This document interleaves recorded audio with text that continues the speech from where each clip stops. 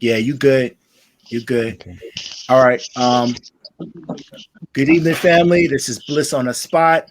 Myself, Will Milton. We got Ricoh Scott, Coco, Sandy Paradiselady, Carolyn Victorian. We have a true veteran in the building. Caleaf Sellers, our special guest for this evening. Caleaf, what's up, man? Yay. Yay. Welcome. What's going on? It seems like we're all alive and well, hopefully. And Yeah. just celebrated my 52nd birthday yesterday. So Happy birthday. Birthday. I thank God that, I'm here to see another day. So give thanks every time. You know what I mean? Serve the purpose. Yeah. Serve the purpose. You made it this far. You served the purpose. Oh yeah. Caleaf, happy birthday. Thank you. It definitely is a blessing to be here, and it's an honor to have you for many reasons. On this show, we had everyone in the room, have been to the club scene. Some have seen it from the beginning, and your name come up often, like whether it's we have a guest from like the era of the garage, the loft, your name comes up.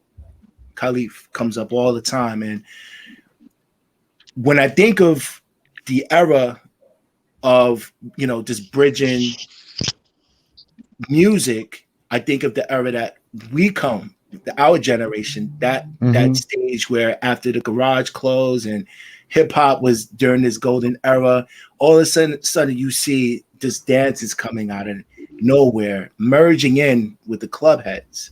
Right. So now when I first saw you, I remember it was at the Tunnel, but I really acknowledge you at the Choice.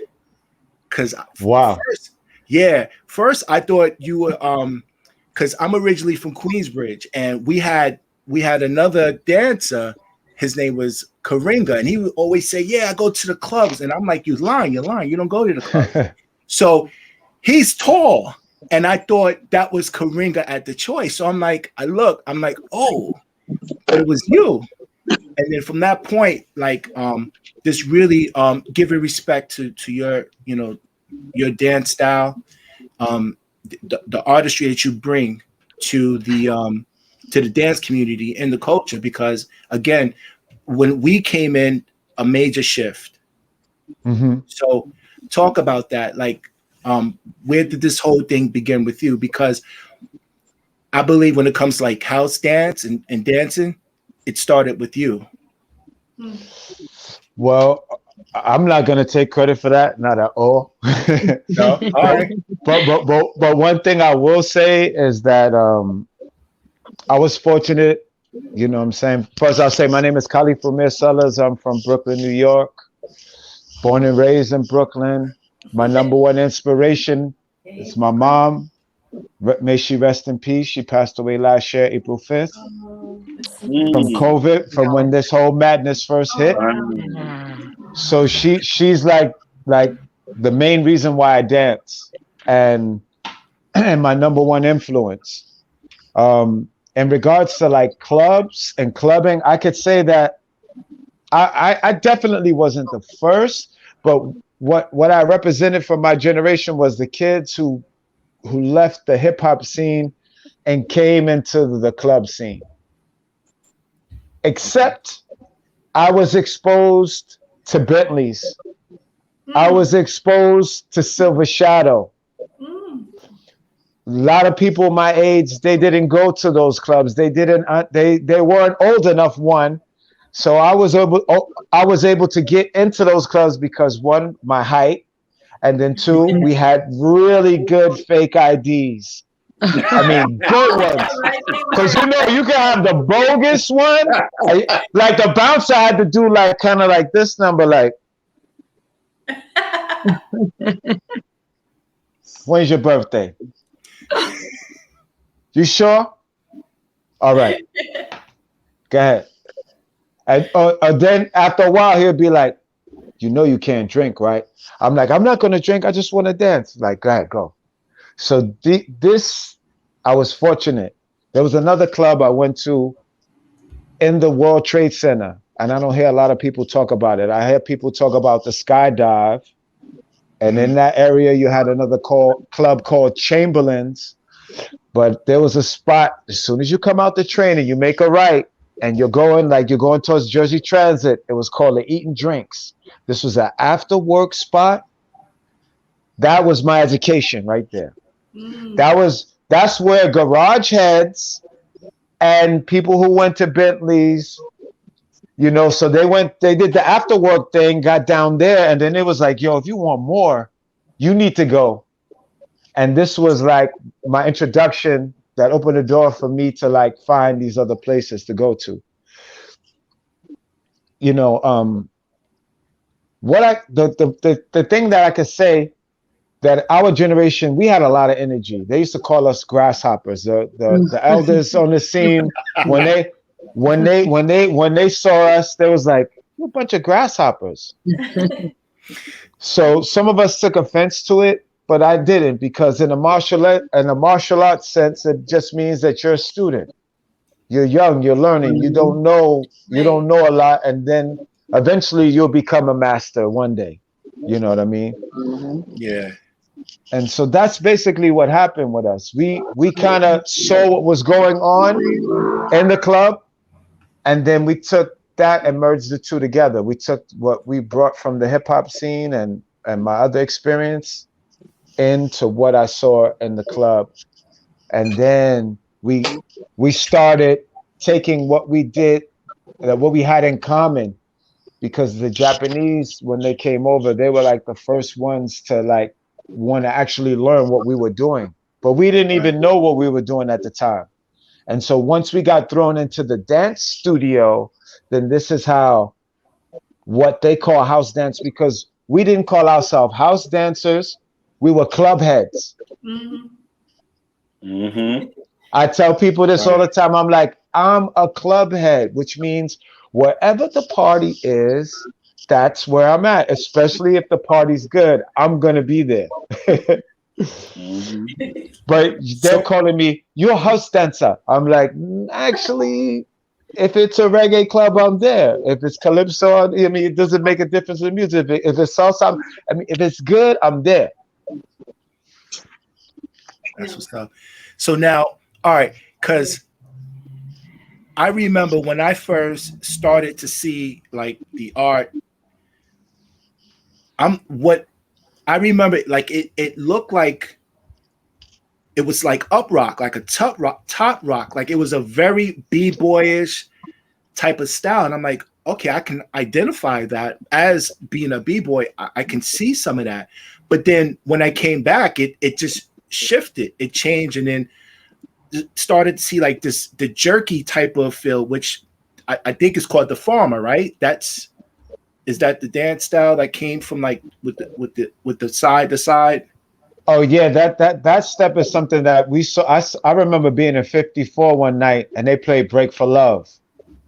And everybody in the club was doing that step. Like I tell people all the time, I'm saying some of the steps that you guys associate with us, this was something done socially.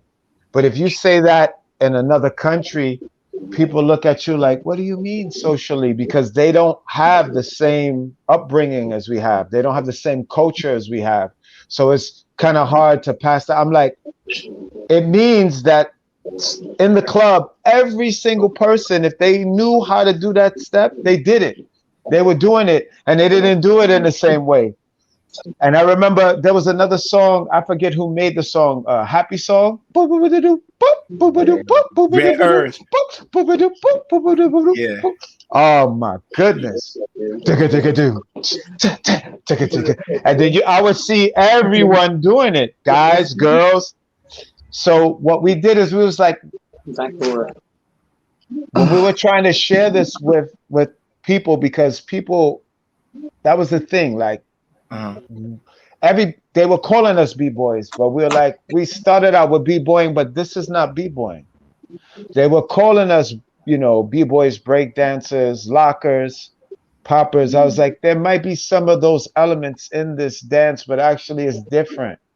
So in order for us to separate ourselves from these other dances, this is the reason why we chose to name about 20 steps that we did that was in common. And the farmer was one, that hopping from side to side, that everyone at that time, from that time period, if you did it, they understood and they knew that step was something they saw in a house club. Word, because I remember like Heavy D, who's a hip hop artist, he was doing the farmer. So I'm like, wait, there's something happening here. Like we were seeing people who like were in the hip hop clubs now starting to do the farmer. So who originated that? Because is that the basic step? Is that the first step? The first cat I saw doing that was this cat named Anthony. There used to be two cats together. Anthony, he had a real high top cameo, light-skinned brother, short, and then there was another brother with him named Glenn. They were like really like they had the GQ vibe, nice shirt, the nice dress pants, the penny loafers. This is going back, and then you have your little towel hanging out your back pocket, and then and I'm like, I would always look at those cats and be like, I want to be like those guys, you know what I'm saying? Because it seemed like they got all the positive energy when they were getting down, and so they were like another one, two older brothers that really influenced my dance. All right, so as far as like with the dance, what could you say your contribution to the dance culture? Like, what would that be? My contribution is just helping it spread around the world, because the music was already there.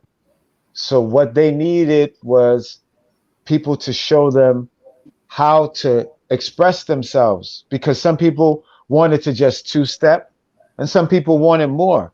So I let them know, I said, you can do what I'm showing you, or you could go in a club and do whatever you want. You know what I mean? Because this is the thing that's important. I said, but if you want to learn what I'm going to teach you, then there's a base, there's a foundation. And this is how it all started. So I would say for us, it started in 90, where we were teaching. I was teaching what we know to be house dance since 1990. And Japan was the first place. Japan was like really the first place to actually take to it. And then it was like an explosion where it went worldwide. And then you had Just Debout, which is in France, which became like this. It's a really big event that has like 20,000 people. And they do like a 2-on-2.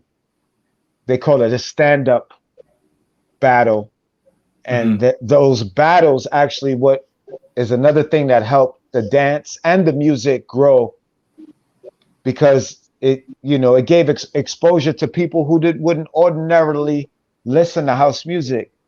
I always inform people. I said, a lot of the clubs, you needed to have a membership to get in. You needed to have someone who was a member bring you in. You couldn't just roll up and have the money. You wasn't getting in. It was kind of like a secret. It was like those who know, and those who, if you didn't know, you're not getting in.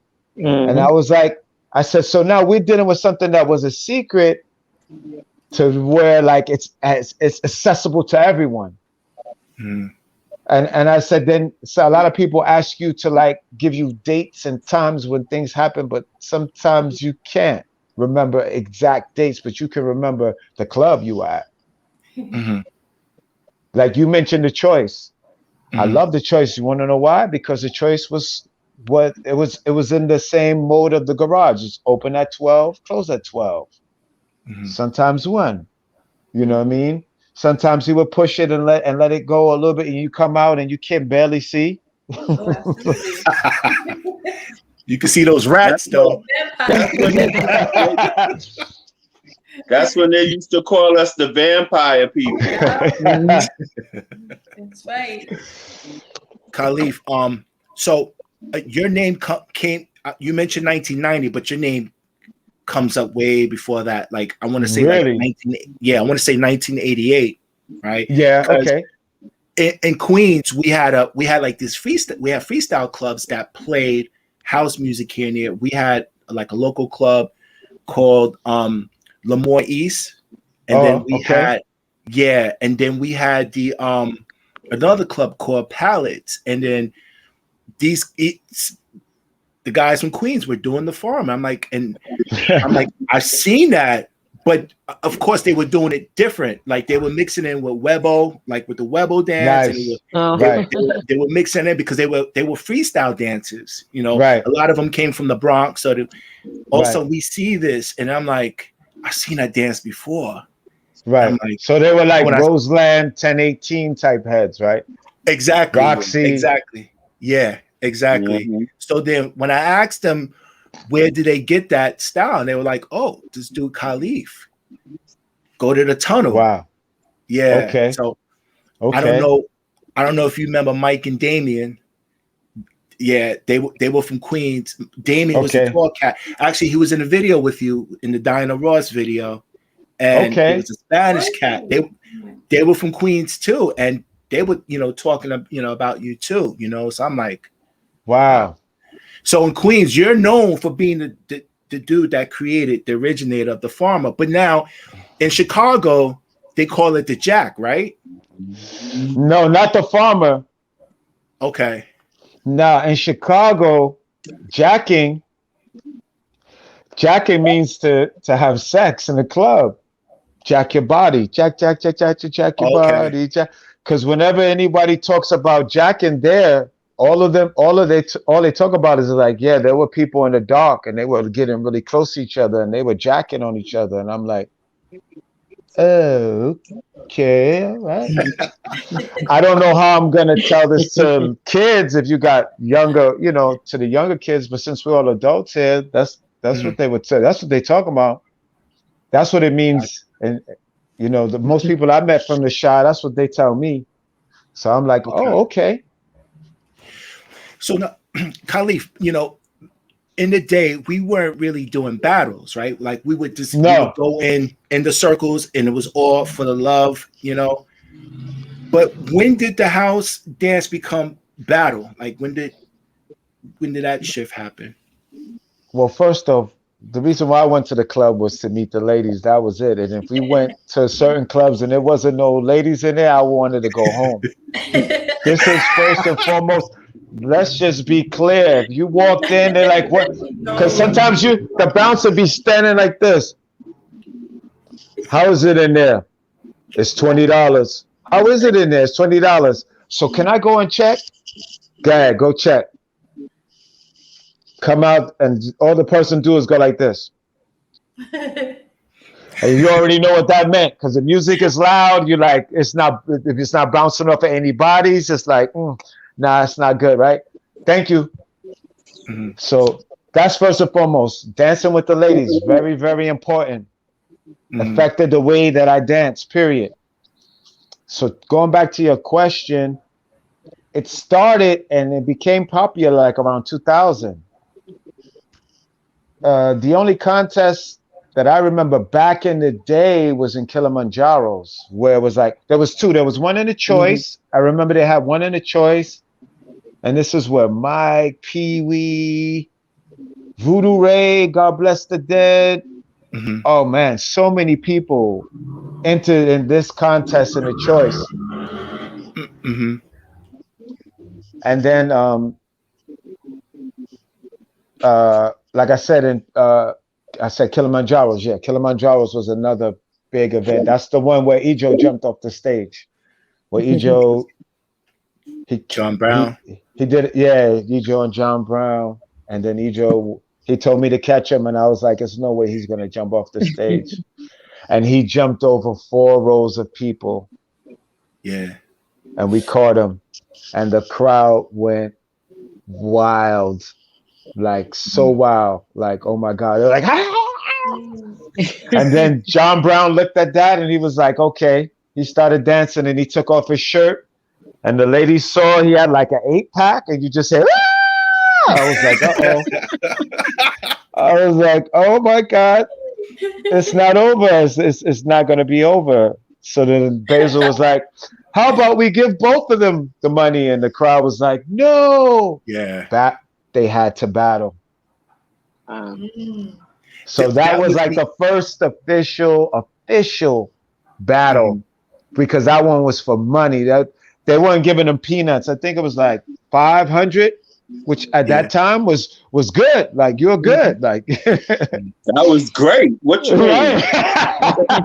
You know what I'm saying? You're good. You're good. You get that 1980 to 90. That was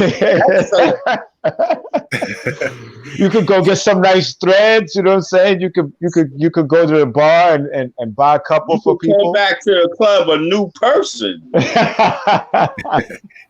So Caleaf, you've been in movies like New Jack City.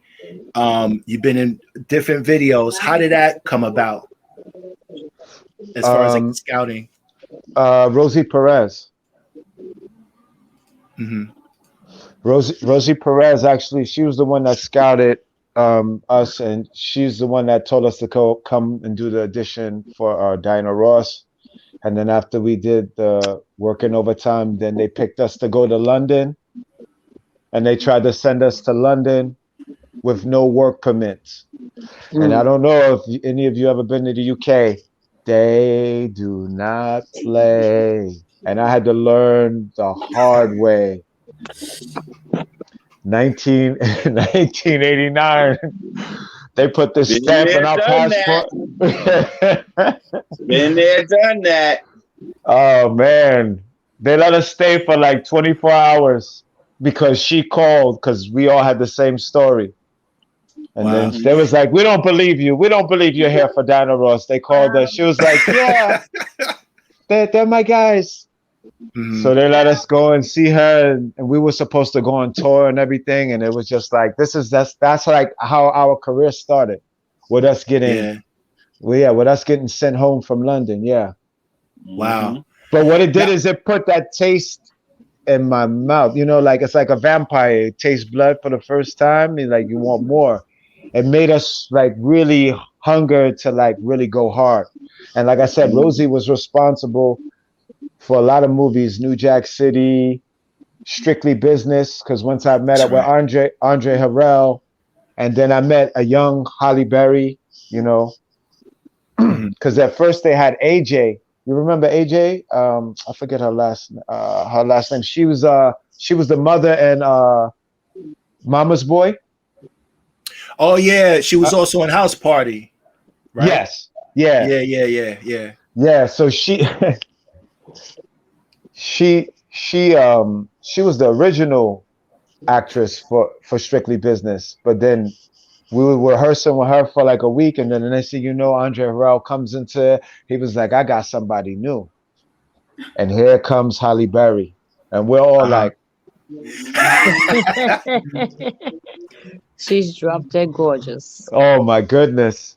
We couldn't stop looking at her. We kept. You need something? You need a napkin or something? Want me to show you again? People fighting over who's gonna dance with her. Yeah, we saw you there dance with her. That was at the building, right? That was shot at the building. Yes. Yeah. So Rosie Perez, she's from Brooklyn too, right? She is. Yeah. Bushwick.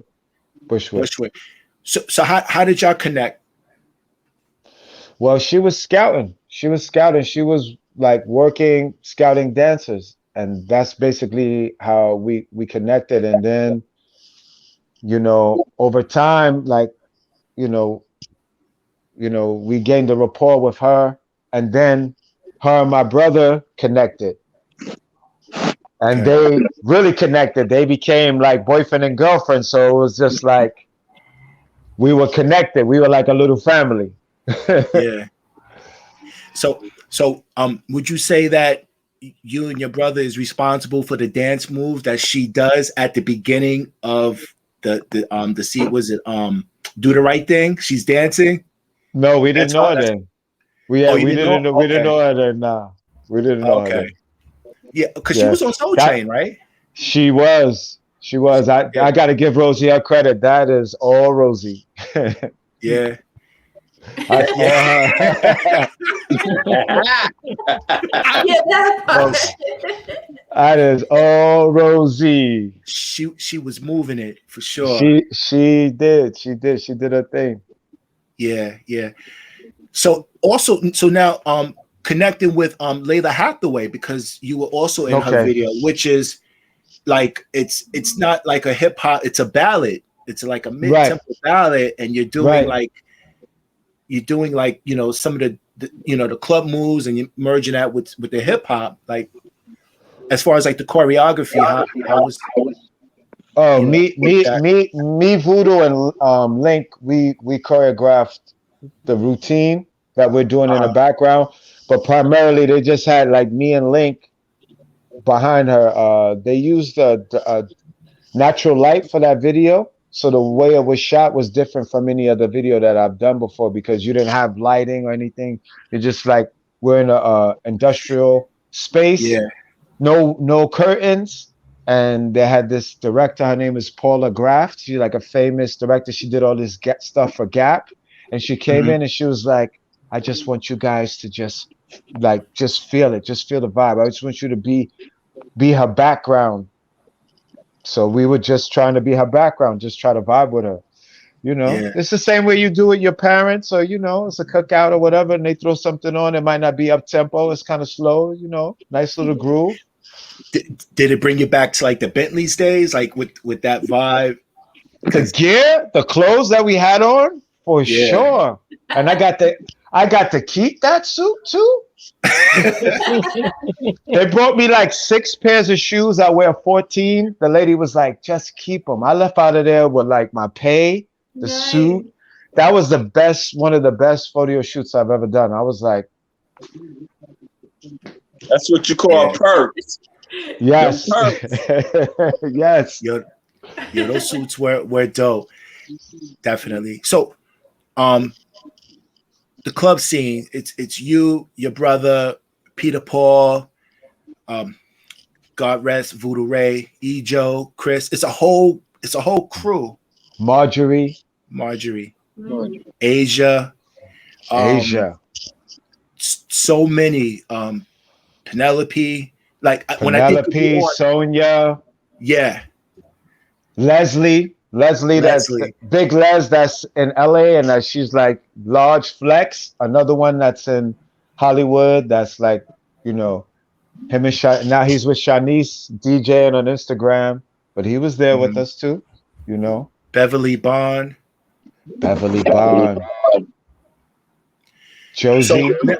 Josie, yeah, who wound up being the dancer for Janet Jackson, as well as Remember the Time. She's in Remember the Time as well.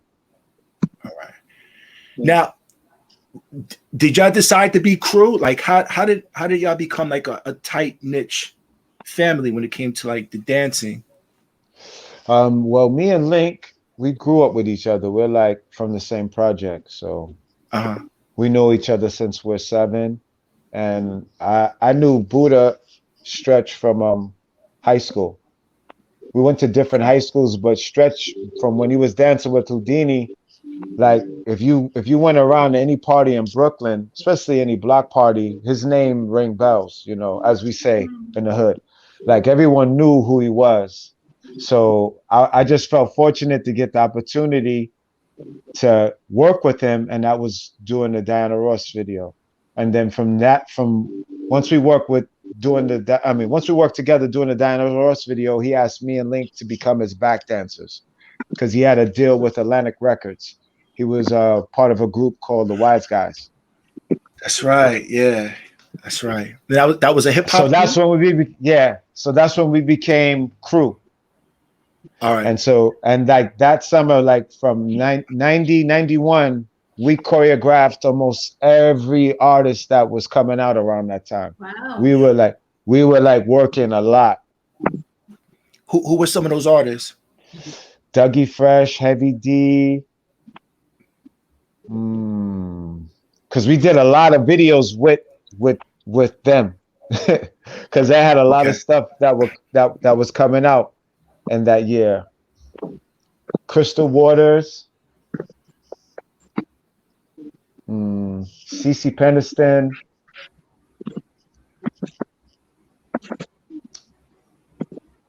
TLC. Wow.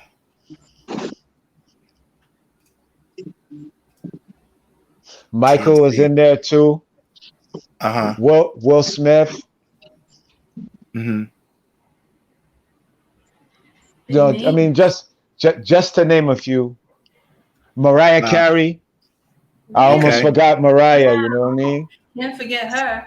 That was the sailor scene, right? You're dressed in like in sailor outfits. Yeah. So when you call to do these gigs or the videos, do they give you your freedom as far as like with the choreography? Pretty much. Back then, yeah. I don't know how it is now, but I back then there was a lot of freedom because they actually wanted what was going on in the club. They wanted that energy. So this is the reason why they allowed that freedom. Okay. You know, and then most of the time the artists like Mariah's not really a dancer, you know what I mean? So the dancers, you get to do your thing. You don't have to worry about her so much because you don't have to really do too much choreography for her. It was the same thing when me and Pete was dancing for Crystal. Crystal is not dancing. Me and Pete did everything, you know. CeCe, on the other hand, she could keep a little two-step. When I was with her, she could keep a little two-step, but then she could really sing. So it was just like we had an easy job because she would be like, hold on, fellas. You know what I mean? She would put us on pause in a heartbeat. She was like, wait a minute, take the music off. I'm gonna sing a cappella. And the next day be with me in the back of the limo like, my throat is hurting. I'm like, well, maybe if you didn't go a cappella. So do you keep like close contact with these artists? Like after the gig is up, do you like, is it like you directly with them or their managers? Like no, when we're on the road, we're together. Well, we were all together. Like a family, you know? Yeah. Crystal treated me and Pete like we were her sons. And then when me and Stretch when we were with CeCe, it was different. When I worked with Mariah, she gave us freedom.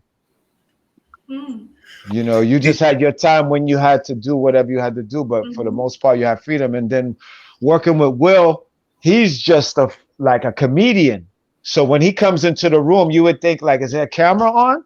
Because he has a story to tell. He got jokes, and you don't know whether to laugh or to like. So you're like, I'm professional. You know, like some people come in, they start stretching. They're like, I'm so professional. And he'll loosen you right up. So it's like, yeah. Heavy D on the other hand, Heavy D would just chill. Dougie was different. Dougie was the type of guy come in a room. Let me see what you're doing. Oh, I like that. Oh, I like that. Oh, do it again. Oh, I like that. And he want to join in with you. So everybody had their own different method, you know, the way of going about things and making you feel comfortable. But still, they're all great in their own right. You know what I mean? Gotcha. Do you still keep in touch with them? I'm in touch with Crystal. I haven't seen Dougie in a while. Me and Dougie were really tight. Nice. And God rest the dead. Heavy D, you know, passed away. He was another cool brother, you know. You mentioned that scene with the bouncer and with your ID. That reminds me of the Fat Boys and Crush Groove when they were trying to get into Disco Fever, but they had the fake IDs. And all they said was, I just want to get on the mic. You know what I'm saying? So it's like, I remember those days going to 40 Deuce to get those fake IDs and everything. Right. You know? Yeah. Well, we didn't go to 40 Deuce. What Link did is we took a US, somebody who worked for UPS. And what he did is he made and copied. We were working at a law firm and he just kept messing around with the copy machine, and he was like, I think I got it. And he made it a copy, cut out, took the picture out, put his picture in, and then we had the laminating machine at the job, and he was like, how does this look? And I was like, I think it might work. So now we're going to the club. It's like 5 of us with UPS IDs. He's like, all you guys work for UPS? Like, yeah, you know. You party every night. What's your hours? You know what I mean? Like now is it true like New York City and LA dancing had 2 different vibes, but when it comes to dancing and like dance culture, totally, because in New York this is where b-boying started, right? But in LA, locking, like Rerun or Don Campbell, who invented the locking, that's LA. And then popping, the electric boogaloos, this whole flexing of the muscle, right? That's from the West Coast. So they call those funk styles, because they do it primarily to funk music. So you hear a lot of James Brown when these guys dance or teach. They use a lot of funk. They play a lot of stuff that our parents would play. You know, this is where you hear the music, but then you see them in the room locking and explaining the certain movements, and I'm like, whoa, okay. So I was fortunate, God rest the dead, to meet Don Campbell, to meet Greg Campbell Jr., you know, to meet Tony Basil. Sometimes when I go out in LA, I see her from time to time. They're all from the locker, so I got to meet them and understand what was going on out on the West Coast. And then I'm really good friends with Pop and Pete. Okay. So do you feel like the 2 areas they borrow ideas or dance moves, or they help revive the dance that came from that area? Of course, because when we watch Soul Train, because I know I'm not the only one here that watch Soul Train now. I'm not going to ask you to put your hand up. I ain't going to ask you to put your hand up, but I know what's up. Now we all watch Soul Train. Yeah. And when they did the Soul Train line, we were doing it at home. Right. This is when you was exposed to the robot. You're like, you see the robot? You know, and Robot Dane is one of the lockers. He's the one, like everybody else was doing this, and then Robot Dane will come out, and he was the only one doing the robot. So yeah. So what they call, like I say, popping, we called electric. They called it electric boogie. We had our own version of that here. So it's called electric boogaloo. We called it electric boogie. Oh, okay. Not understanding and not having the proper information. So like sometimes people will see people do this and they say, oh, that's locking. And they're like, no. Locking is rolling and pointing, you know? And it's, I guess it's the same thing when people see whacking and punking, because it's a whole big thing with that. That's not really my forte. I don't really know. I know some of it. I know the feeling of it when I see it. I've tried it. I've danced with some people when they do it. Again, another one that we lost last year, Tyrone. Tyrone the Bone Proctor. Oh my goodness. Wow, we've lost so many great dancers within the last year. Just in 1 year. Shabadoo, Don Campbell, Tyrone Proctor. We lost my friend Bobson from France. He passed away. And him and Shabadoo within like a week of one another. Oh, wow. Wow. So it's just like, it's crazy. So, you know, if I'm off the mark, just let me know. I feel like New York helped just kind of like relaunch certain dance moves from like LA. For example, you mentioned whacking, right? I feel like New York City brought that back because Marjorie was doing it. Omar Lopez was doing it. Keith was doing it. Keith. Right. And then all of a sudden, and even Barbara Tucker, before she became famous, was Brian Green. Brian Green. Brian, right. He So was now, preaching it. we see Oh dances. wait, hold today. on. Sorry. Archie. Get it, Cannot forget Archie. Archie. Archie would choke me. Well, how are you gonna not say me? Sorry, Archie. Oh yes. So somehow that, whacking was coming into the clubs, whether like Red Zone, The Choice, Sound Factory, and then now all of a sudden you see that dance kind of like remerges and it goes into Hollywood. Now people in videos are doing it, but I feel like it had to go through New York again in order for that dance move, which came from LA, right? Originally. Right. We're responsible for that. Like the clubs that we went to. You're basically saying that we're responsible for the resurgence. I would say that, but then again, I guess you will also have to point out the fact that there was a lot of work at that time, especially in the late 80s, early 90s here in New York City. After that, you had to go to LA.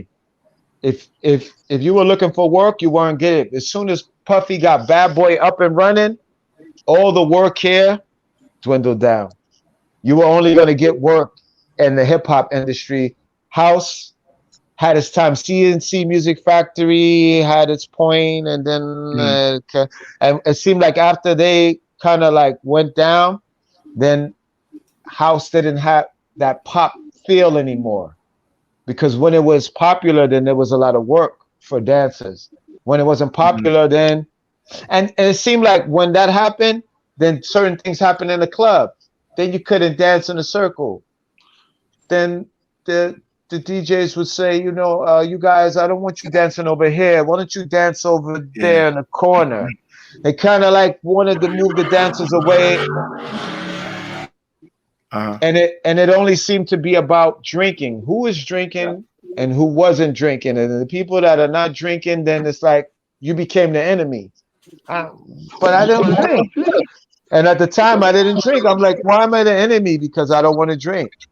Well, you gotta patronize the bar. If you don't patronize the bar, then we're not gonna have this party.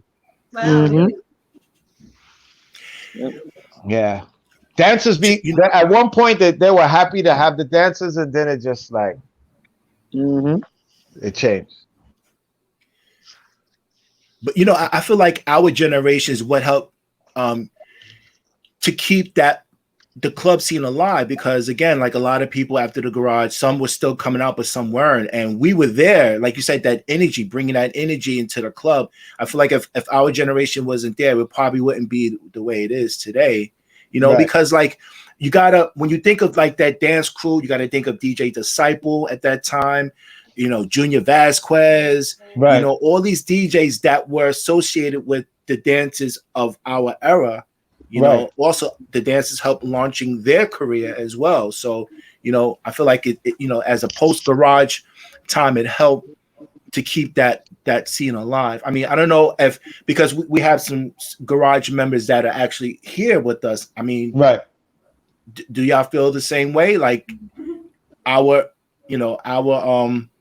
just like our contribution to it helped keep that culture alive? Mm-hmm. Yes. Absolutely. Caleaf, what do you miss about like the 80s and the 90s? The club culture and everything. I miss so much, man. When I look at my kids, I miss a lot. I'm looking at my son. My oldest is 28. I'm like, yo, I'll switch with you any day, boy. I'll switch with you any day. Oh man, but I miss going into a club and knowing somebody was gonna perform. Because it was on the flyer. You had the flyer and the person's name was on there. It's like tonight, Jamanda, what's their name? Jamanda? Yeah. They might have performed 1,000 times, but I remember I had a flyer and it was like Liz Torres. And I was like, I love Liz Torres. I was like, please sing Mama Boys, please. Oh my God. You're nothing but a mama's. Oh my goodness. You know what? A lot of when people think of Liz Torres, they don't talk about that song. Like can't get enough. Yeah, people don't talk about Mama's Boy. No More Mind Games. Yeah. Going to Give You Up. Yeah. But it's true. It is a good point that it is nice to have seen them back in the days. You don't see that now. No. No. If you have a performance, it's very rare. I mean, we had to go to Miami to go see people perform because that's when everybody was trying to break the record. So we went to the music conference. So now it's like, oh wow, this feels like back in the day. I'm actually seeing someone perform the music as opposed to hearing somebody break it. Like you go to a club and maybe like Timmy will play the song like 4 times. So now you know it. You left there like, oh, I gotta go get that track. You know what I'm saying? Because people would actually break the music. But now, I don't know. That's one thing I miss. I miss, ladies free before 12. Because you knew that if that happened, you was trying to get up in there. You was like, no, hurry up. So we see all the girls on the line. We like, this is the party. Yes. But then you couldn't just run in the club. You had to get picked. Mm-hmm. Yep. Whose idea was that? Nels on a Wednesday night. No, not Nels. This goes back to like Andy Warhol, goes back to Studio 54. Yeah, you had to get picked. Yeah. Lose the shirt. I'll let you in. You got to lose the shirt. And the dude is looking around like, lose the shirt? What does he mean? And the person's like, take it off. Take it off. Let him in. but Caleaf, most people don't know that's where the concept of the polka dot shirt and the ties came in, because in order for us to get into those clubs like Nels or 54, we had to have the ties and the polka dot shirt back then, You had to have the shoe, you had to have the gear, you had to be dressed nice. If you weren't dressed nice, they called you a hooligan. Yep. Or a banshee, right? Oh, you one of them banshees, like, that was the saying back then. It wasn't really hoodlum. Hoodlum came a little bit later, Yeah. But I must say that Will, at least at BLISS, he brings performers to the club. So thank you, Will. All right. Thank you for that acknowledgement. So, I miss the days of the club bag, getting the club bag together, having your clothes, your towel, your baby powder, your shoes, your sneakers. Right. I miss those days. Yes, So, and change your clothes because you're going to work from wherever you are. Exactly. Or another club. Talk about it. Yes. Yep. Talk about it. Club, or a park or something. Yep. Yep. Well, we didn't go to the park. We went to the beach after the club. Yes, we did. Especially this time of year. 5 and 6. Exactly. There you go. And most of the time when you carry the club bag, it was because you was already going to an earlier club like the Silver Shadow or whatever, 54, because the club that you was really waiting to go to didn't open till 2 or 3, and then you had to have your suit and tie on. But you didn't want to be seen in that when you stepped in the garage or Choice or wherever. So you had to down all of that and change it to a different person. And then when you got out of there by 3 o'clock in the afternoon, you had to change again because you going to a beach and out on the hot sun.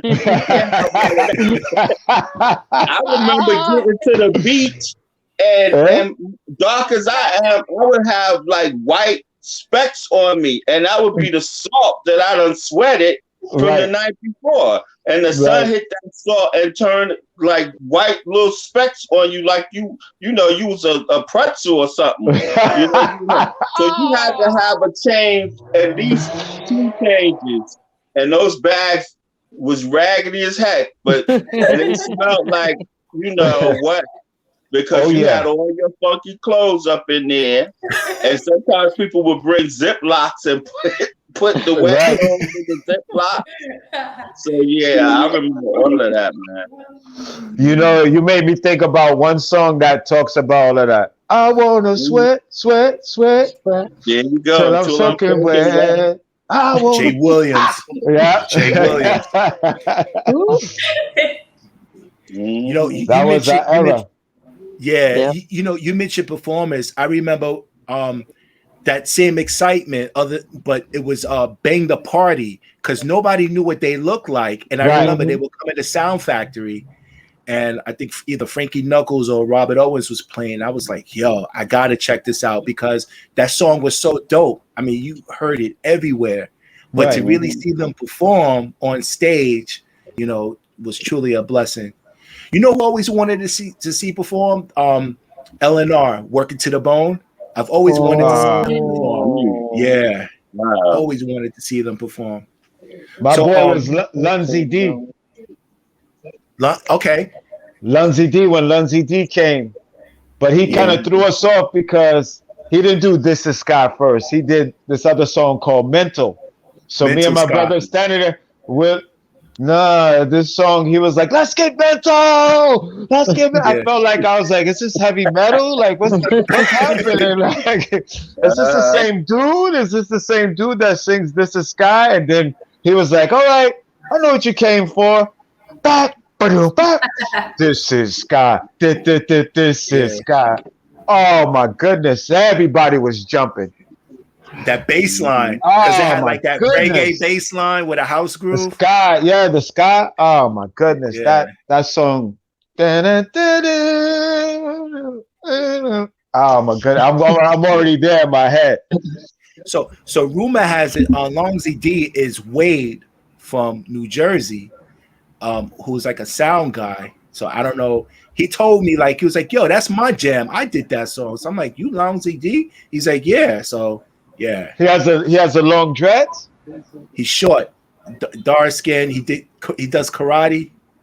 He said he was long ZD. I'm like, oh, okay. I thought they were from Europe.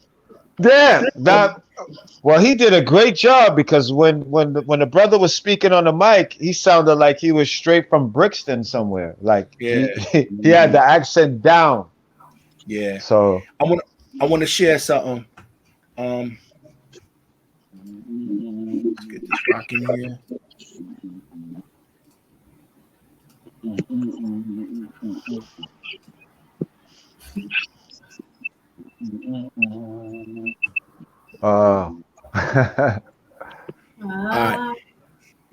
Caleaf, where was that? Switzerland. Wow. Switzerland. I want to say 2010. Mm-hmm. Maybe 2009. Yeah. Oh.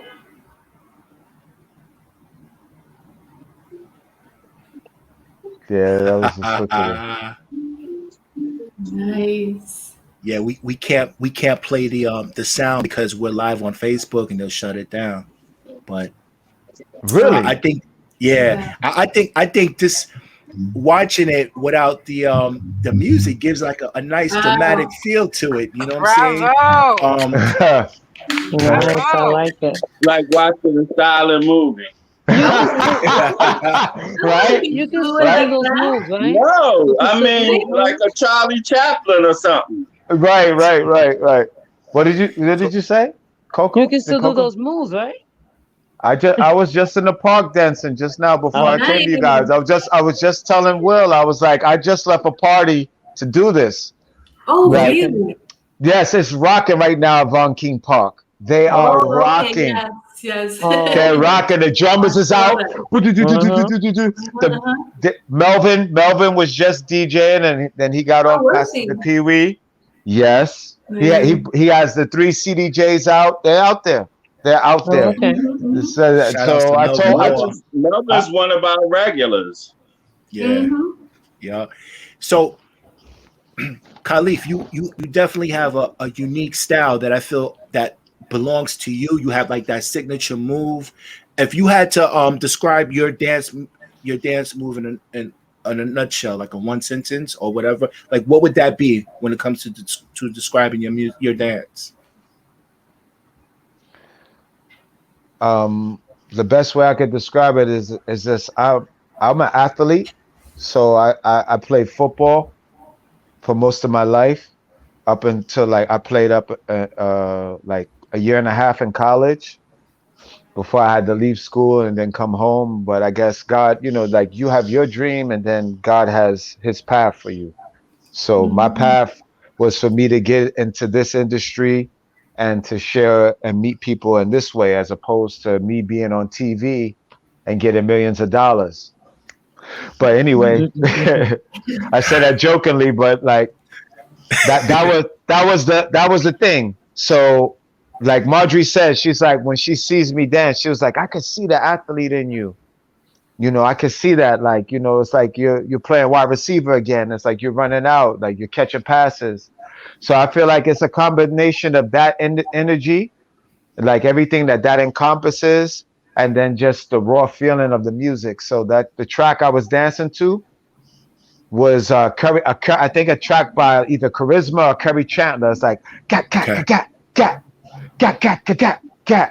That's what I think I was dancing to when you were watching me. So I was just trying to, whenever I hear a track, I just try to match it.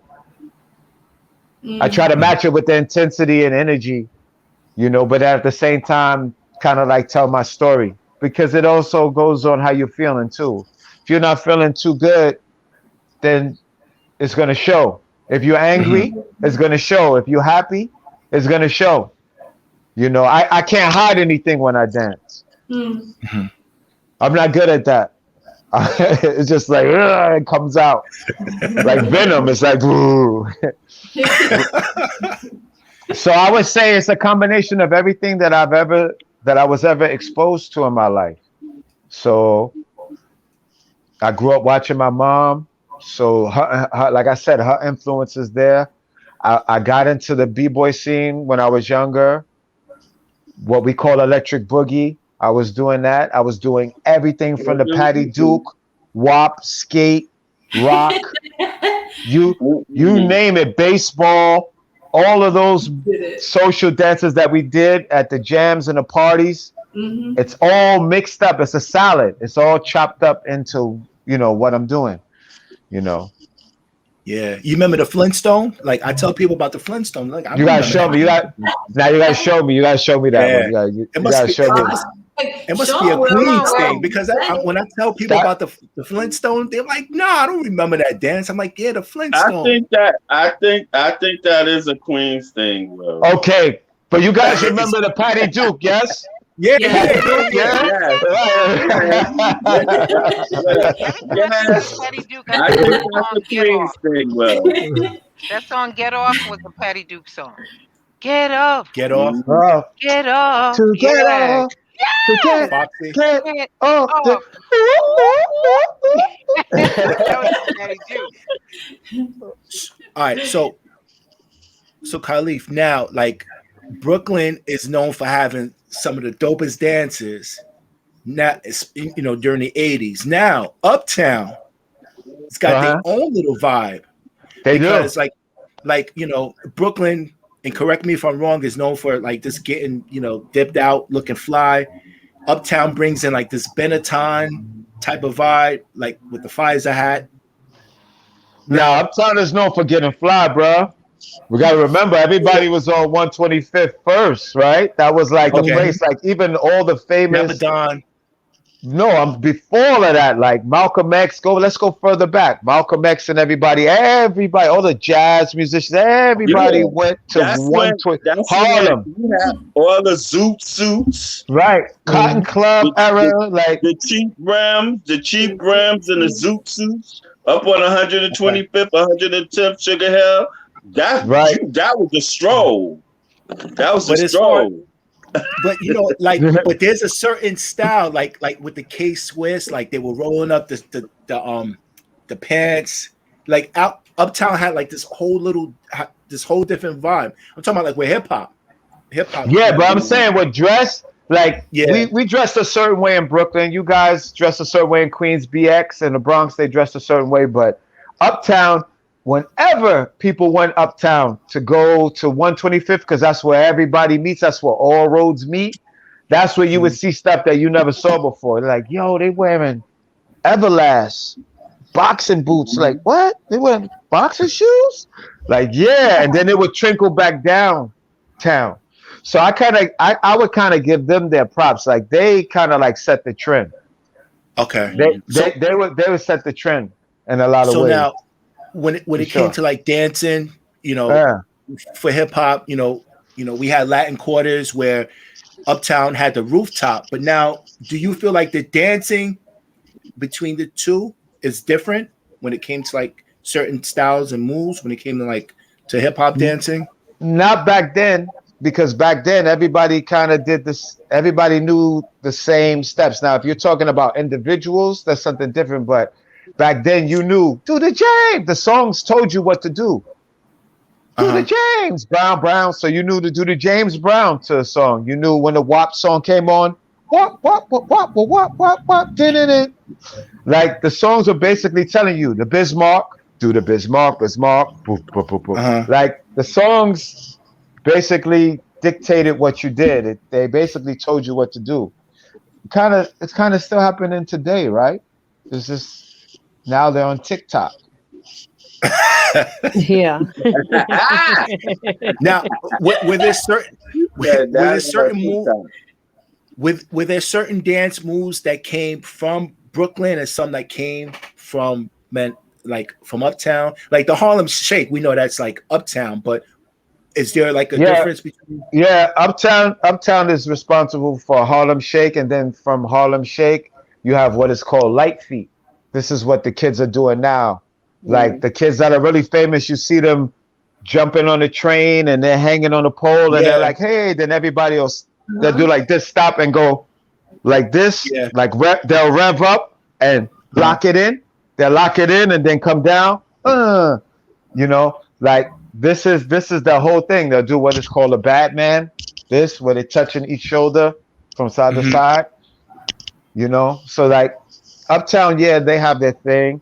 And Brooklyn, we have our thing. We would do a thing called a Brooklyn Bounce back in the 90s. And then from that, it was like a whole another step.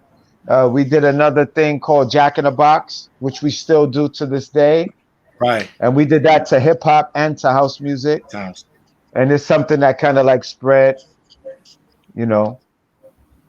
So who created most of those moves? Like as far as like the naming it, defining it, like who created them? Which one? The light feet? Like you mentioned, like the Fila, the Bismarck, the Bat, like Bismarck.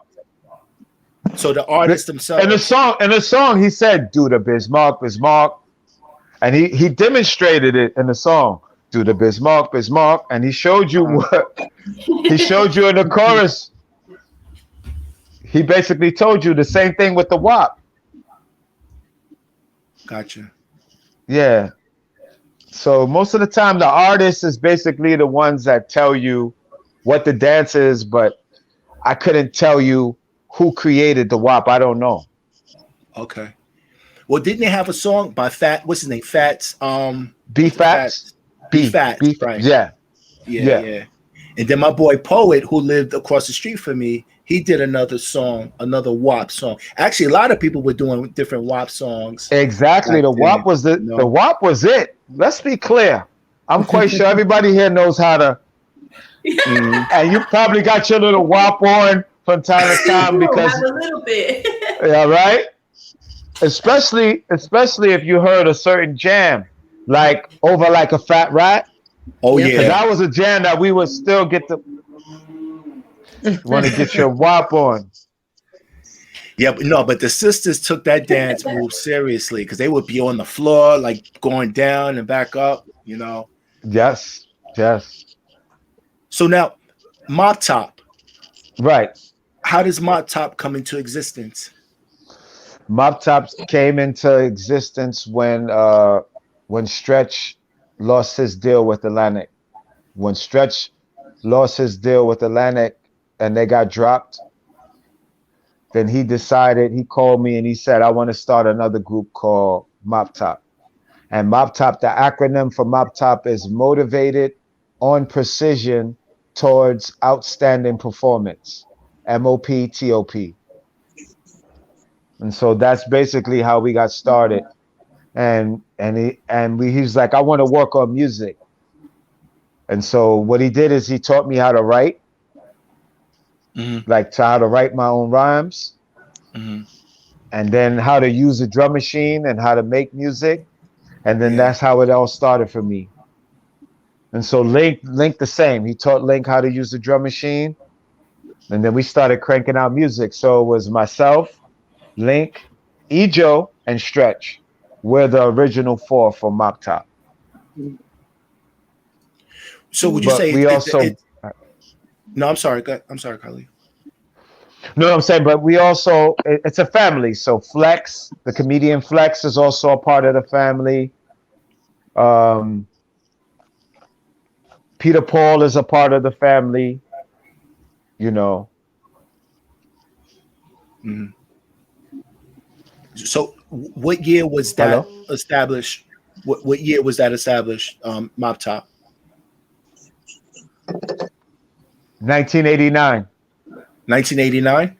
Okay. So now, so, all right, so you're one of the originators. Was there like chapters? Did you have like MOPTOP, like Japan, MOPTOP UK, or was it just New York based? New York? Just here, just one place, yeah. We're not Rocksteady. Rocksteady had a lot of chapters. Like, nah, just here. How many? Because when you have a lot of chapters, it was just us four. But in the family, it was about maybe 11 of us. Okay, because in the documentary, Wrecking Shop? Yeah. Now, MOPTOP, that's primarily about MOPTOP, right? No, it's about MOPTOP, the Misfits. That was another crew that was also in that movie, and then a bunch of individual dancers. Oh, okay, gotcha. Yeah. Do you you remember? Because when I discussed this crew, a lot of people don't remember them, but the IOU dances. Of course. Of course. And we used to have a ball together. They also did the Diana Ross video as well. Now that's a separate crew, right? Like the IOU. Yeah, they were working a lot. Those guys are legendary from the Latin Quarter days. I used to go to Latin Quarters. They're in the. Used to go to Quarters? Yeah, but they were dancing for Salt and Pepper. They're in Salt and Pepper's video, Trap. You see Scoop Lovers with them. Scoop was a part of IOU.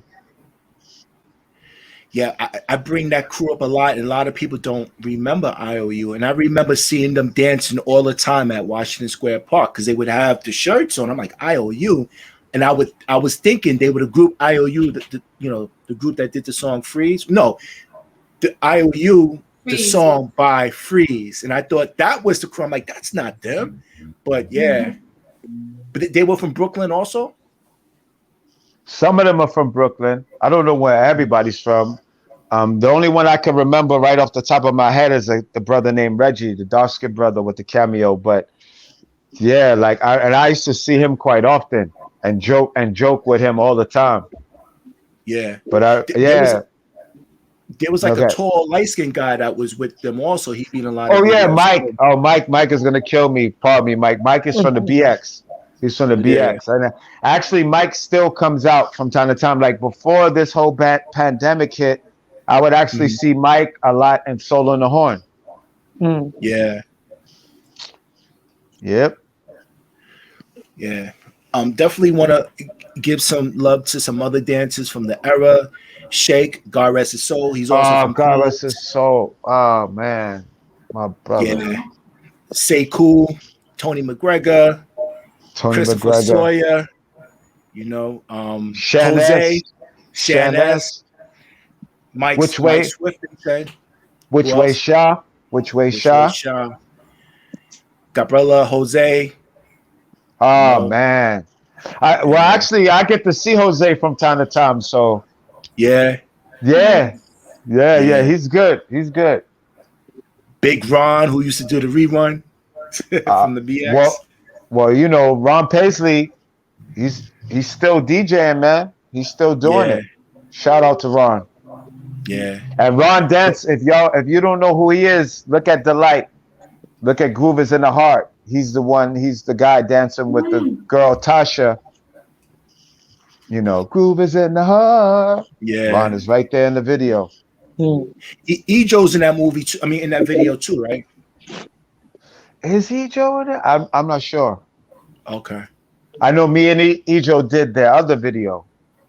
Okay. Now, do y'all tour a lot? Like the whole crew, like Ejo, Chris, Say Cool. Do y'all tour? Well, Chris before Chris, no, like maybe from time to time he's done certain things, but for the most part, I think he's been taking care of his family. Yeah. But like me, I would say since like 2000, so you know, before the pandemic, I was gone. I was gone a lot, man. I would be gone on average like 8 months out of the year. I was somewhere. So it's actually kind of weird being just in New York. Like, I know I'm on my 4th passport. So I know my brothers are kind of the same, like between me, Link, and Stretch. And it's really weird just like being here and then also being in a situation where like, you know, you don't know what's next. Like, I know nobody knows what's next, but like, I really don't know what's next because my life was traveling. Right. Yeah, because you were going to France a lot with, you know, just as a judge in a contest for like the battles overseas, right? I was going, brother, I was going everywhere. Russia, Ukraine, every country in Europe and in Scandinavia, South America, Canada, Asia. Forget about it. We were going everywhere. Because it had spread everywhere and everybody wanted more, you know. So yeah, it's just a shame. But one thing that I saw is that they were better at, 1, getting studios. This is one thing that we don't have here. 2, teaching the youth, teaching the young kids and giving them an outlet. This is something that I saw in other countries, and I was like, man, I wish, because a lot of our kids here need that. They need something. They need another outlet aside from some of the things that they have, like, as opposed to you saying, go in your room. They're not going in the room to read a book. They're going to go in the room and either get on their phone, unless you take it away from them, or they're going to play video games. So I saw that in a lot of other countries, they were giving them the outlet of dance and music. And this kind of opened the kids up. And I was like, I want this here. But this has been like a hard hill for me to climb, you know, because I want to share what we've been doing 30 years in other places here. Hello. Yes, that would be because this is where I'm from. Yeah. Caleaf, you know, you and your crew, like all the dancers we mentioned, are really true representation of New York. Like when we think of like house music, the clubs, 80s, even the 90s, even when it comes to certain fashion, you know, wearing the Tommy Hilfigers, all that, like how we just changed from like the polka dot to like wearing the big platform shoes, and now we're getting like really geared up with the, like I mentioned, the Tony Hilfiger. You're such a big icon for New York City, and just with the club and the house culture. When we talk about New York City, we cannot not talk about you. How do you feel about that? I say thank you, but in the same breath, if it wasn't for the club, then that was my escape. The reason why I went out was, so that I could go and forget about some of the things that were going on in my life at the time. And I was so happy that I had that outlet. Yes. You'd be at home, maybe you have an argument, because especially when I was living with my mom, we'd be at each other. And then she's like, get the hell out. I go to a club, I dance for like 8 hours, I come back, I'm like, you know what, I'm so sorry. I done worked it out. I done worked out all problems. I thank God for clubs. I worked out so many problems. The same thing when I was married. I'm like, baby, look, you know what? You right. You smell like smoke. Look, they were smoking in the club, but I'm so sorry right now. I see what you were saying. And there was this one song I heard. I want to play it for you right now. All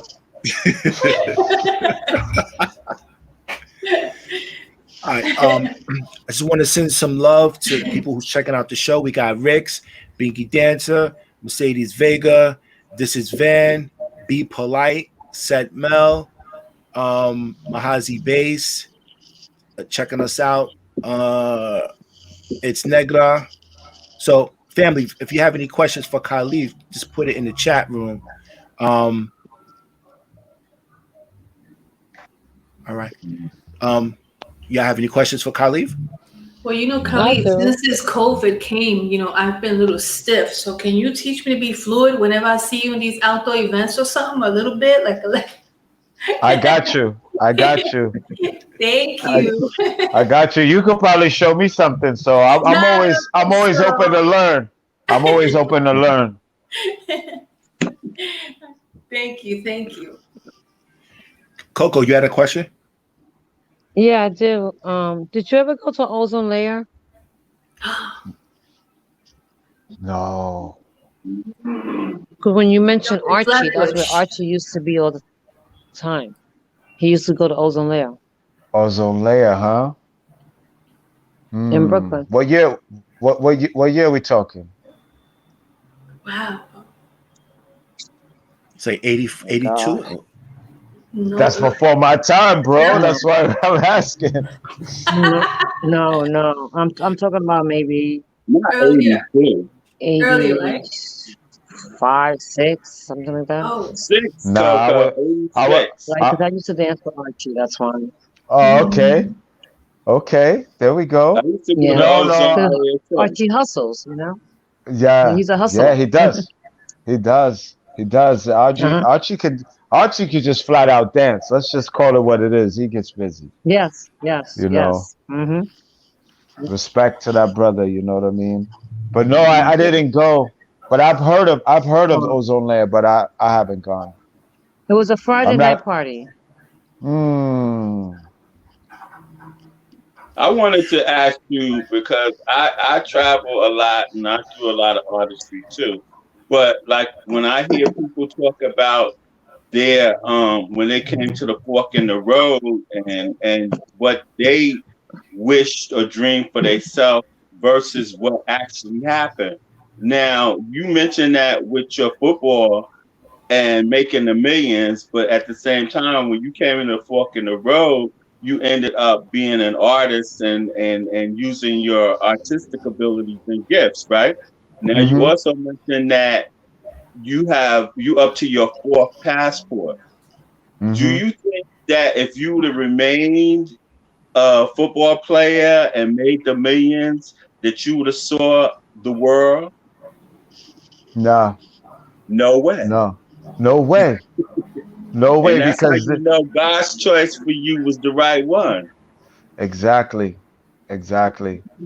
Well, I mean, you could have had those millions and never left that mansion and never had known all that was out there.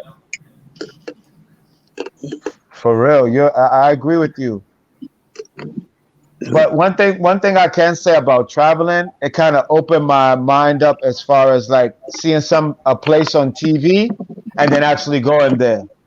You know what I mean? Like, right. Like you see. Actually, like when you look in an art book and you see the Taj Mahal in an art book, never thinking you ever see it, and then when you actually standing in front of it, it's like your breath is taken away. Taken away. For me, that was the Great Wall. When I went to the Great Wall in China, standing on the Great Wall, it's crazy because before all of this went crazy, the 2019 November, I was in Wuhan. Okay. And I made a video. I just made a video like just for my friends and family. Like, yeah, I'm standing out here.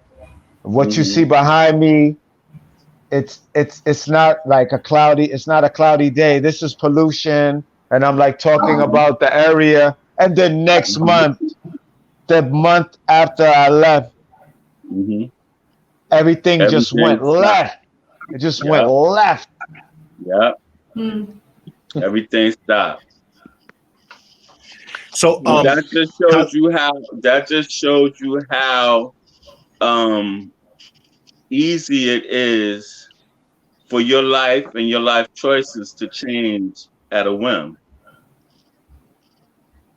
So when they say that tomorrow's not promised, believe it. Believe it. Caleaf, I want to give you my condolences again on the passing of your mom. I think if I had to make a shirt for you, the shirt would say, dancing in my purpose. Like we talk about living in my purpose. Everything that I've heard is like you're living in your passion. And watching that footage, I didn't need music. The hair was standing up on my skin, feeling the passion. When you are living in your purpose, you are dancing in your purpose. Please keep doing it. But I'm going to cheat and start watching you because I want to perfect that spin. Okay? All right. Thank you so much. Yeah, Caleaf, that spin, like, how do you, like, I mean, of course it's a feeling, but when it comes to that spin, because it's like once you take off, like, what does it feel like when you're in that mood? Like when you in that, what's the process like for you? I don't know. I mentioned Anthony when I started, the gentleman who wore the penny loafers and the cats that dress really sharp. So I always have a vision of him in my head when I'm spinning, because I was like in awe that he would get off 8 turns, and I'm like, yo, how is he able to do that? So then I would just like break my neck practicing in the house until I got comfortable, where I could do it anywhere. I could do it in a crowded room or an empty room. But we all know if you could do it in a crowded room, then you're doing it. Because a lot of clubs we went to, you ain't got no space. And ain't nobody gonna just move out the way for you to let you dance because they dancing. You know what I'm saying? Don't give a damn about no circle. I tell a lot of the young people, I'm like, y'all want a circle? Y'all want a circle? I was like, I get it. I was like, but that came later. You know when? When some people, the club started to dissipate, there was space for us to dance like that. Other than that, you kind of kept it inside. And if you could get off inside, that was even better. Yeah. If you could keep it compact and get some nice moves going, cool. Yeah. But just like, hey, look at me. I was like, no. Yeah. I just taught a class today. I started teaching on Zoom. I was really against it because I like teaching in person. But one thing I can tell you about spinning is it's either wherever you're comfortable. It's either your heel, or for me, it's either the ball of my foot, or for some people, it's 2 feet and getting on. You know, you see a lot of people who are uncomfortable with 1 foot. They'll put 2 feet down and they'll stay on the ball of their foot and use their arms to keep their balance, and they'll turn. Like Tina and Patty, they both, you know. And they'll either spin on the hill, and they'll just twirl and turn and turn and turn and turn and turn. Yes. Yeah. So, Caleaf, the love that we have for you, we asked another true veteran to come into this room to also share some love with you. Oh, Sup, my brother? How you feeling, my brother? Little brother. Love you, bro. You know I had to hit you up. You know I love had you, to bro. hit you up. Love Come you. You on, know son. that. Come on, son. Oh my goodness. You know I love you, man. Yo, baby. Oh, happy man. birthday to you, dog. Thank you, I had to go ahead and be brother. able to look at you and tell you happy birthday, baby. Oh man, I love you. I love you, Luce. Yo, brother, how you Oh feeling? man. Oh man, I'm feeling good here. The energy is really good. You know, you're an icon. I left a good party. Baby. I left a good party to do this. I left a good party, man, to come and do this. So I'm like, I thank them for this. This was really good though. But man, this brother was in the gallery, y'all. Come on, man. Wanna see the documentary? Better tell somebody. They had the rules. They had the rules written out on the wall. Like, you know what I mean? Don't come here with anybody. Don't tell anybody. They had the whole rules written out. Man, listen. All right, so we have two different generations. I mean, there might be some gaps in between. It's about you now. It's not about me. It's about you. At some point, we all came together. So before we close, there's a question by Be Polite, and actually there was a few questions. Be Polite says, what are some of the insights of the 2+ decades of teaching house dance and culture? Well, one thing I could say that I've learned, like he's asking like what I've learned, right, from doing it. What are some of your insights of the 2+ decades of teaching?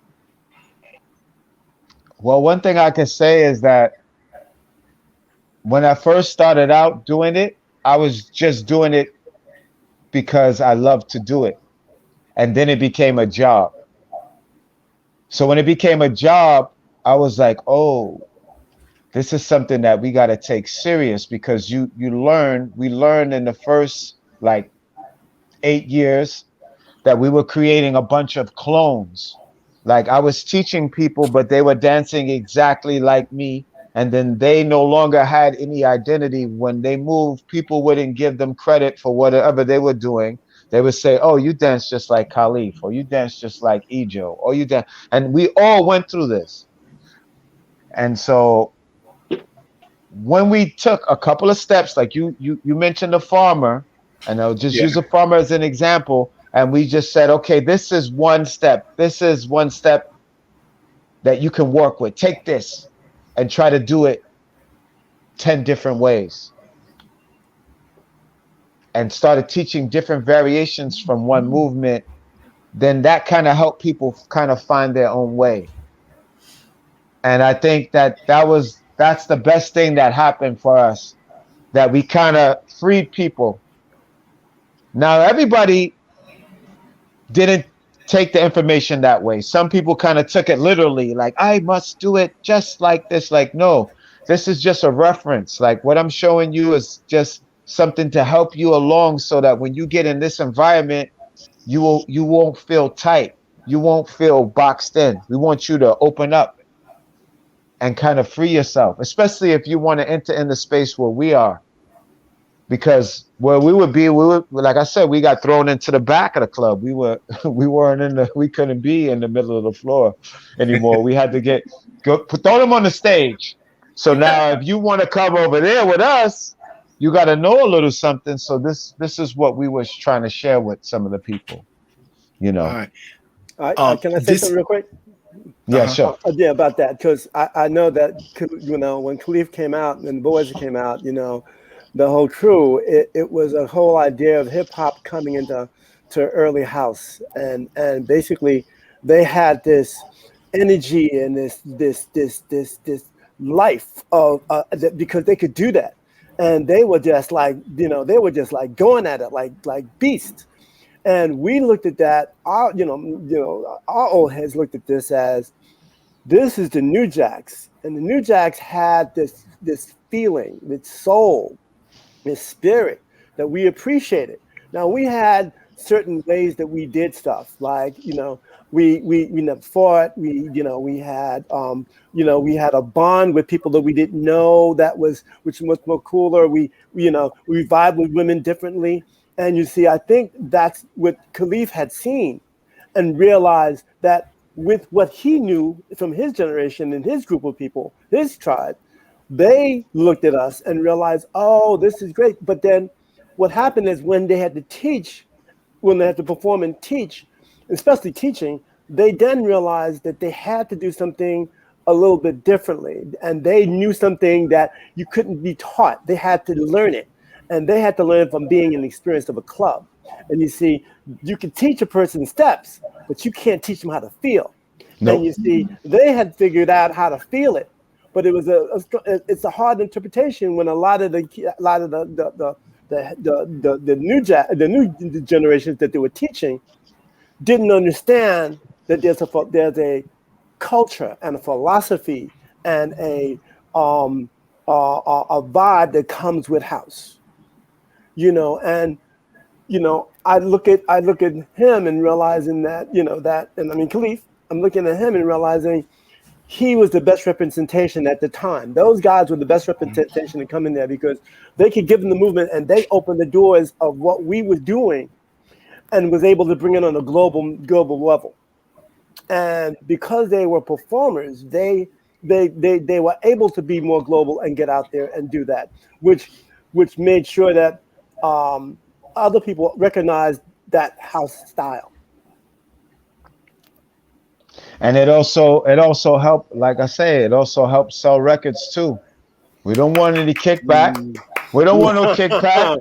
I don't want no money. I don't want no money. You can ask for it now. Yeah, but I know. It sounds like you reaching for royalties. I mean, I have my own music out right now. I'm good. My music is playing. People is actually kind of like gravitating to my sound, so I'm good.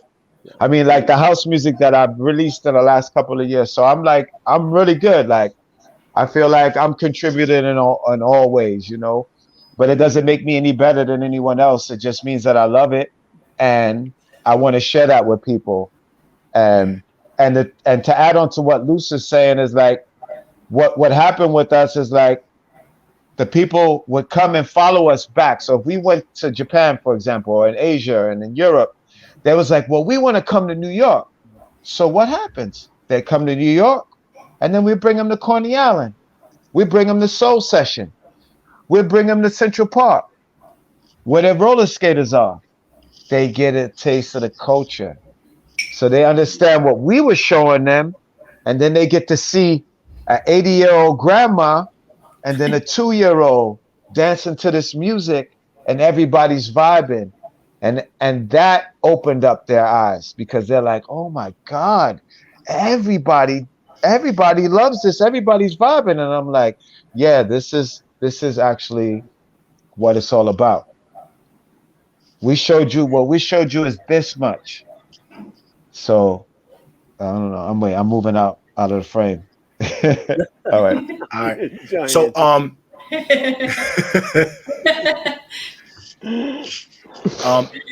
Caleaf, this is Van, had a question for you. What was your favorite club? Back in the days, it's difficult. I mean, any real head is going to tell you, unless it's the garage heads, they're going to say the G, right? So I would say respect to the G. For me, I love the Tunnel. I love the World. Oh my God, the World was a nice club. I love Mars. Yeah. Because I can't just say one. I love Kilimanjaro. Kilimanjaro's had its time. Kilimanjaro / Tracks. That was a nice club. And we had some good nights in there. I like Red Zone too. It's difficult, man. I can't. Wow, It's too difficult. You like choice too, huh? Of course. I didn't even want to say the choice. I didn't even want to say I had a membership card, bro. I remember I was waiting to hear you say the choice. Look, you want to know why I'm not going to say the choice? Because they gave me some Kool-Aid one time and it wasn't Kool-Aid. So you forgot, huh? No, he didn't know. He didn't know. No, that night I never forgot because they played the live version of In the Bottle. Oh. I was just like wondering why I was feeling. Everybody needs something. I was like, I'm feeling this right now. We danced the whole song. Everybody need. Boom, boom. Oh my goodness. You got turned How out. long is the song? 15 minutes? It's 15 Pretty minutes long, much. right? Yeah, I didn't take one break, bro. I danced the whole song full out. You And it was turned like, into you know Gil, what they right? put in that punch, yeah. You turned into Gil, right? So the punch is what's responsible for that infamous spin. No, he had it before that. He just bring it out more. No, All right, after so, that, I knew to just stay clear of the punch. Bring your own juice. You thirsty, you get something else to drink. Binky Ballad wants to know your favorite track. Mystery of Love. Woo! Wow, that was easy. Boom, boom, boom, boom, boom, boom, boom, boom, boom, boom. Come on, the build on that and just Thanks, yeah. oh my goodness. That's all time. That's one of my all-time favorite tracks. That song reminds me of the Ram. Cause that boom, boom, boom, boom, boom, boom, boom, and those lights coming at you. I was like, something getting ready to happen.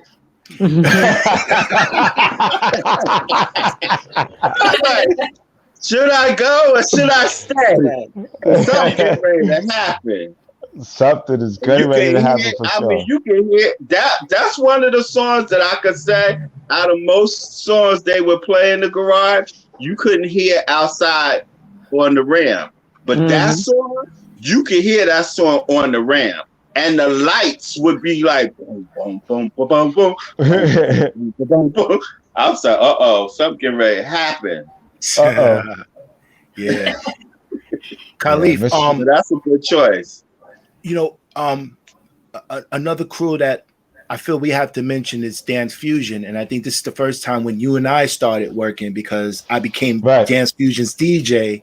You know, and I just want to mention that, like, how did that come about, Dance Fusion? Okay, really quickly, we started in 1997, and it was because this gentleman by the name of Machine Harada, he came to New York City and he was scouting to bring people to Japan. He had an event called Dance Delight, and I did his event like 3 years prior, and he was like, well, why don't you come back? But if you come back, I want to bring you, Sekou, and Justice. I want to bring you three, but you guys need a name. So me and Sekou are sitting around like, what are we gonna call ourselves? So the next day he gives me a call and he's like, yo, I got it, man. We're gonna call ourselves Dance Fusion because I do like capoeira and I mixed that with my house. And he was like, Justice does salsa. He mixes the salsa in with his house, and then like you got like a hip hop, like type of housey type style, like with Dance Fusion. So I was like, cool. Little did we know that there are 1,000 Dance Fusions around the US in the US of A. Period. And in New York, there's probably like 10 or 11 in every genre of dance. There's a Dance Fusion. So we're now Dance NYC crew officially. But so yeah, that's basically how it got started. And we went to perform in Japan, and when we were there performing, Marjorie happened to be there, Beverly Bond was there, Yejide was there, Shannon was there, And in our performance, we pulled them on stage with us. And then after we performed and we got off stage, I went to say cool, and I was like, yo, why don't we just come together? It happened that way. Like, you know, like you only see that in a movie in Hollywood. Like people dance on stage, they get off stage and they're like, hey guys, why don't we become a crew? It was just like that. It was just like, I swear to you, it was just like that. Not trying to be corny. It was like that. And Like little did we know, little did we know that we will become a family, because we were more than a crew. You know, we are more than a crew. I look at them as my brothers from another mother, not like a dance crew, because we've actually been through stuff with one another. You know what I mean? Yeah. So I always tell people, I'm like, you guys are crews. We're family. And to see the look on a young person's face is really like, they're family? Like, yeah, like we really, like I said, some of you people, you say that you're crew, you might be together for a year, 2 years, and then you ain't talking to each other no more. I was like, we get mad at each other, but we work it out. Right. Yeah.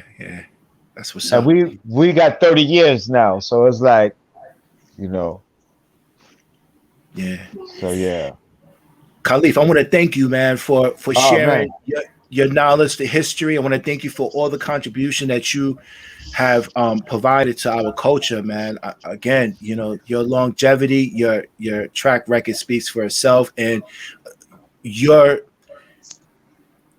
dancing, your energy, your spirit will always be New York City, no matter what. Whether someone is teaching around the world, your name will definitely will always be at that rising, you know. Thank you, man. Thank you for taking the time out for being here. Where can people find you as far as, like, you know, with your DJ and your music? Yeah, you can find me on Instagram. It's Caleaf Sellers. You can find me on Instagram. Check out Instagram, and you can kind of see some stuff that I've done. Because that's old. That footage you showed was pretty old, but yeah, I still got it. I'm still moving. I'm still moving and grooving. I'm still moving and grooving, y'all. Now, come on now, it ain't over now. Okay. You saying that like, Ain't don't nobody forget me. No. Don't forget me. You gotta get you'll be 80. Ain't nobody singing yet now. They ain't singing yet. Also want to thank Luce for coming on. You know, man, that's my little brother. Surprise. And y'all, my family too. After all of y'all, my family. I appreciate Hey, it. So, miss you, buddy. Thank you. Love you too, Coco. Ricoh Scott, Sandy Paradiselady, Coco, Carolyn Victorian, myself, Milton. Blessings. Yo, Caleaf, thank you for taking the time out. I know you was at a banging party, and he made it known. He was like, yo, Will, I'm at this party, man. I'm like, don't worry about it. It's going to be all right. I'm going back. I know you are. I got the signal. I got the signal. Yo, get some off. Yes. Get some off for me. Yeah. Well, hopefully see y'all maybe next week. Let them know, like, what's happening next week. What's going down next week? They're gonna be right there in Von King Park next week. What you should do is do it live. We're live here at Von King Park. Oh, that's my jam right there. You know what I mean? Like, but are you part of that next week? Next week, next week I'm supposed to spend on Friday. I am supposed to spend on Friday if it doesn't rain, because you know it's weather permitting. Right. So please come check out my set. You know, I might throw a Mystery of Love. You never know. You might have to get off the turntables and start dancing. I will. I promise. All right. This is Bliss on the Spot. I want to thank you all for tuning in. Next week we got Alan King of the Chosen Few Picnic from Chicago. So he'll be joining us next week. Don't forget Bliss NYC tomorrow, 12 p.m. Twitch TV. So join us tomorrow. All right. Peace and love, everybody. Thank you. Bye. Luz, Thank you. Thank you. Thank you for sharing. Be safe. Absolutely. Take care, everyone. Bye, little brother. Take care. Bye, everyone.